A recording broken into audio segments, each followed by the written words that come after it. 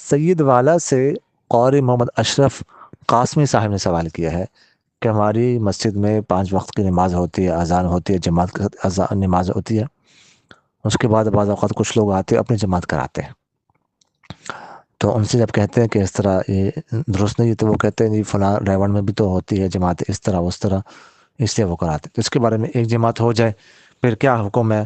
اور بعض لوگ کہتے ہیں کہ جب جگہ تبدیل کی جائے، پہلی جماعت جس جگہ پر ہوئی ہے وہاں سے ہٹ کر اگر پڑھی جائے تو یہ جائز ہے، تو اس کا کیا حکم؟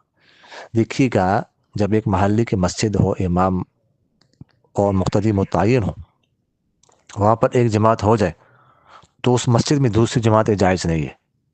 احناف کا اصل مذہب تو یہ ہے۔ البتہ امام ابو یوسف رحمہ اللہ فرماتے ہیں کہ اگر جگہ تبدیل کی جائے تو پھر اس کی گنجائش ہے۔